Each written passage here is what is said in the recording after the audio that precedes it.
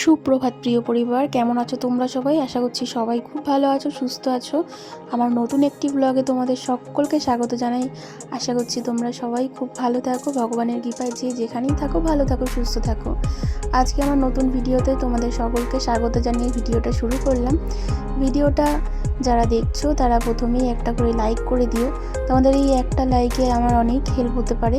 তো যাই হোক, আজকে সকাল সকাল ঘুম থেকে উঠে রান্নাঘরটা সব মুছে টুছে পরিষ্কার করে নিয়েছি।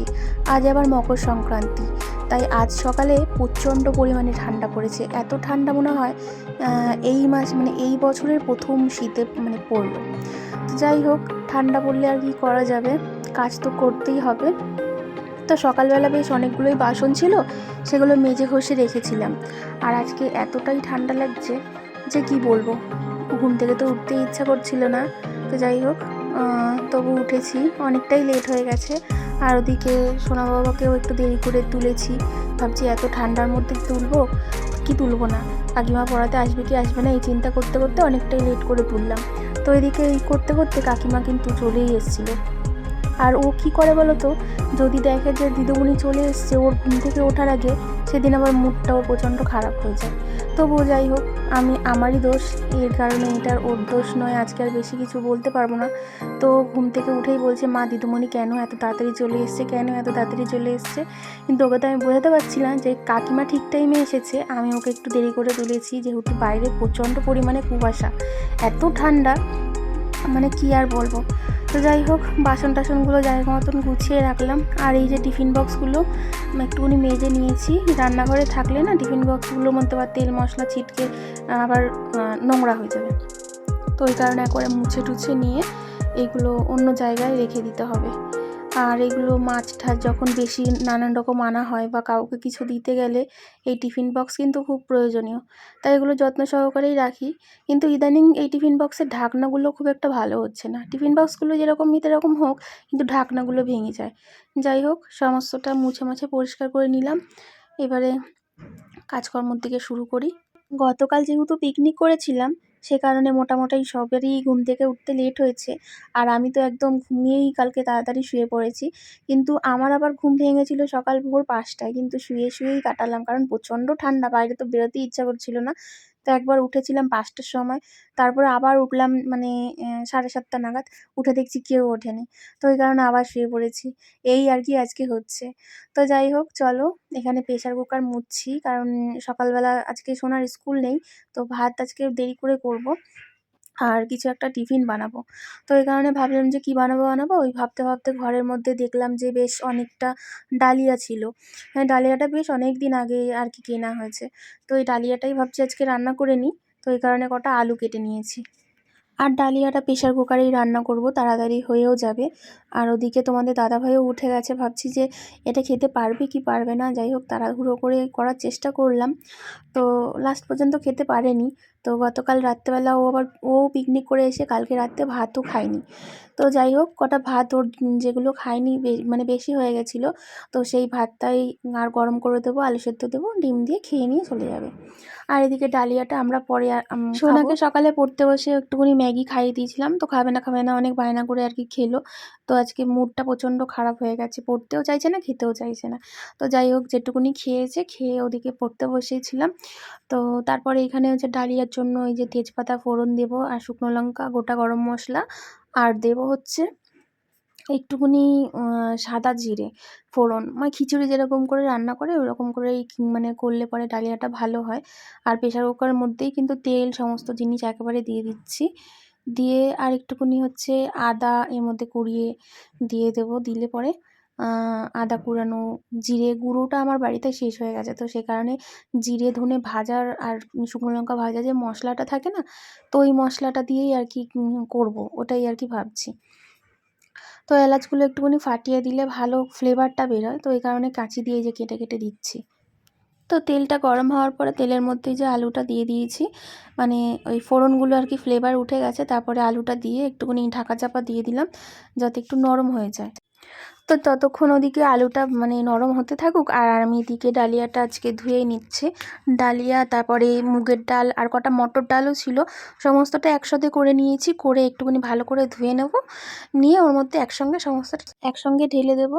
আর আজকে একটু তাড়াহুড়ো করছি দেখে এইভাবে করছি, তা না হলে ডালিয়া ডাল ওগুলো দিয়ে না আমি আলাদা আলাদা করে ভেজে নিই।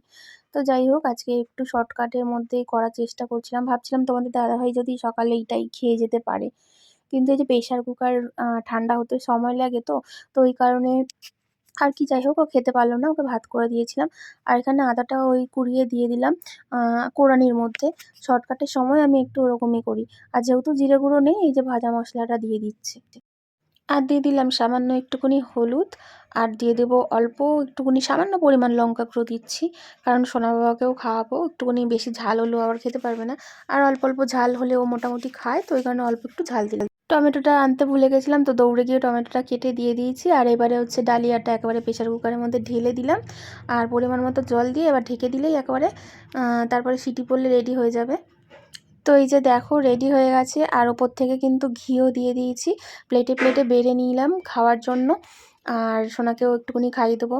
টিফিন খেয়ে আজকে বেশ অনেকগুলো বাসনও জমে গেছিলো, তো টিফিন খাওয়ার পরে আবারও বাসনগুলো মেজে নিয়েছি। আজকে দুটো প্রেশার কুকারই বেরিয়েছিল, যেহেতু গতকালকে আর বাসন টাসন মাজেনি পিকনিক থেকে আসার পরে। আর রাত্রেবেলা ডাল সেদ্ধ আলু সেদ্ধ ভাত করেছিলাম, একটা প্রেশার কুকার অলরেডি এঁঠো ছিল, আর আরেকটা প্রেশার কুকার সকালবেলায় যে ডালিয়া করলাম।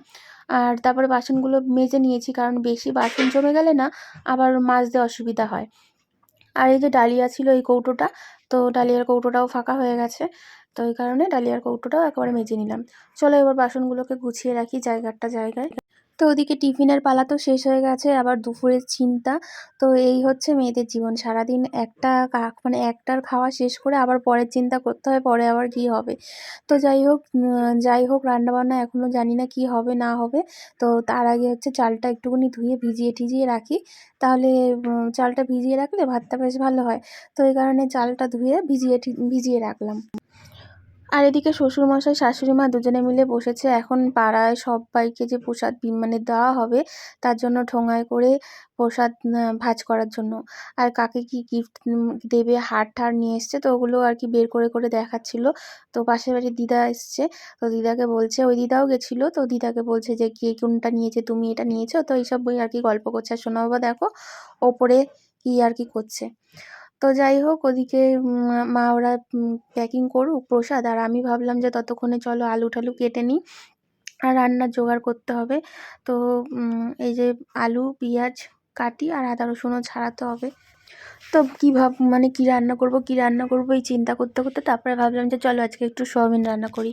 আর সোয়াবিন খেতে আমার তো বেশ ভালোই লাগে, তো এই কারণে দোকান থেকে একটু সোয়াবিন নিয়ে এসেছি। এটাই মানে আদা পেঁয়াজ রসুন দিয়ে কষা কষা করে মাখা মাখা একটা তরকারি করব। আর আর কি করি সেটা চিন্তা করছি পরে। তো আগে তার জন্যই আর কি এখানে পেঁয়াজ টিয়াজগুলো একেবারে কাটতে বসেছি। তো গতকাল পিকনিকে গেছিলাম, তো সেই কারণে গতকাল তো জামা কাপড় কিছু কাচা হয়নি। তো ওই কারণে আজকে সকাল থেকে ভাবছি যে কাচবো না এই ভেবে ভেবে তারপরে ভাবলাম না কেচেই দিয়েই করতে করতে অনেক দেরি হয়ে যাবে, তো অনেক জামা কাপড় জমা হয়ে থাকবে। তো এই কারণে চেয়ারের মধ্যে যে কটা জামা কাপড় ছিল, তো এই কটা ভিজিয়ে রেখেছিলাম। আর এখন এই যে জল এসছে 11টার জল, এখন মোটামুটি ওই 11:30 মতন বাজে, সবজিটা কেটে তারপরে জামা কাপড়গুলো ধুয়ে নিচ্ছি, তারপরে গিয়ে আবার রান্না করব। আর জামা কাপড়গুলো ধুয়ে দিলে রোদ্দুরে শুকাক আর না শুকাক জলটা তো ঝরে যাবে। আর সারাদিন অনেকটাই আর কি বৃষ্টি তো এখন হবে না, তো জলটা শুকিয়ে গেলে আবার না হয় কালকে একটুখানি রোদ্দুরে দিলেই হয়ে যাবে। আর ওদিকে জামা কাপড়গুলো কেচে ধুয়ে রেখেছিলাম, মা গিয়ে ছাদে মেলে দিয়েছে। আর এদিকে আমি রান্নাটাও করে নিয়েছি। আজকে আর তোমাদের সাথে সয়াবিনের তরকারির রেসিপিটা শেয়ার করলাম না, তো তেমন কিছু তো আলাদা স্পেশাল করিনি। এতে হচ্ছে পেঁয়াজ আদা রসুন দিয়ে যেভাবে মশলা কষাও সেইভাবে কষে সয়াবিনটা সেদ্ধ করে রান্নাটা করেছি। দেখো রান্নাটা আমার কিন্তু হয়েই গেছে, একদম সমস্ত কিছু টেস্ট করে নিয়েছি, নুন ঝাল ঠিকঠাক রয়েছে। আর এবার দেবো হচ্ছে এতে গরম মশলা, তো গরম মশলা দিয়েই নামিয়ে দেবো, তরকারি একদম রেডি। তো তরকারিটা নামিয়েই ঘরটা মুছতে চলে এলাম। আর সকালবেলা ঘর ঝাড় দেওয়া হয়ে গেছিলো, তো ঘরটা মুছে নিলেই হবে। তো সংসারের কাজ যতই করো ফুরায় আর না। তো অনেকেই বলে যে ২ জন মানুষ থাকো বা ৪ জন মানুষ থাকো, কী আর কাজ থাকে। তো যাই হোক, তাদেরকে বলি যে তারা হয়তো সংসারের কোনো কাজই ঠিকমতো করে না। তো না করার মতনই করে। তো এই কারণেই বলে সংসারের কাজ যদি করে থাকো তাহলে মানে বলব যে সে এই কথাটা বলতে পারে না সংসারে কী কাজ থাকে তোমাদের। তো সংসারের কাজ যতই করো ফুরায় আর কি না। ওই কারণে যাই হোক, এদিকে ঝটপট করে ঘরদোরগুলো মুছে নিই, মুছে নিয়ে আবার স্নান করে ওপরে গিয়ে পুজো দিতে হবে। আর এদিকে পাখির খাঁচাটা নামিয়ে দিয়েছি, জলও দিয়ে দিয়েছি, দিয়ে এই যে নাইটিগুলো ধুয়ে দিয়েছি, যে নাইটিগুলো আর কি বাসি নাইটি, স্নান করে ওগুলো সব ধুয়ে মিলে দিয়েছি। আজকে যা ঠান্ডা, আজকেও আরেকটা ফুলাতা নাইটিই পরেছি। আর ওদিকে ছাদে কিন্তু মা এসে ঝাড় দিচ্ছে, গাছগুলো এদিক ওদিক সরাচ্ছে। তো মা ওগুলো করছে আর আমি এখানে পুজোটা দিয়ে নিই ততক্ষণে।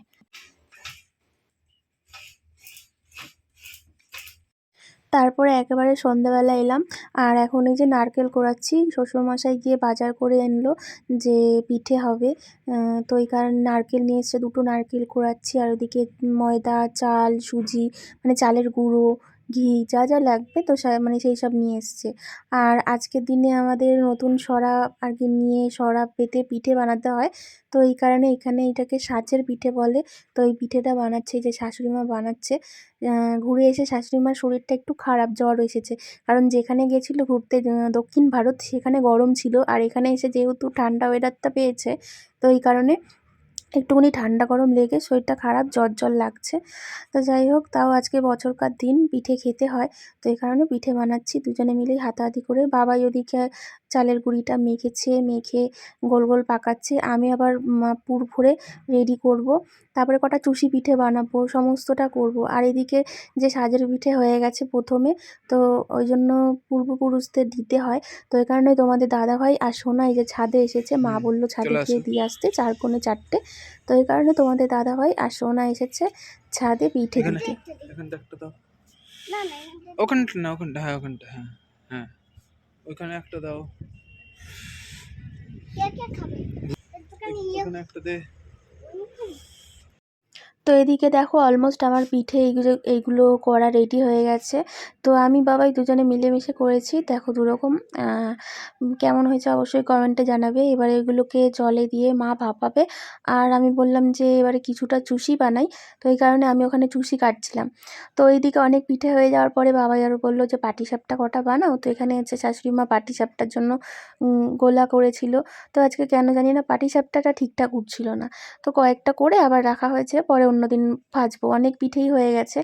আর এদিকে দেখো দুধ পুলি, তারপরে সাজের পিঠে গুড় দিয়ে খাবো, ভাপা পিঠে, দুধের, তো অনেক রকম পিঠে হয়ে গেছে।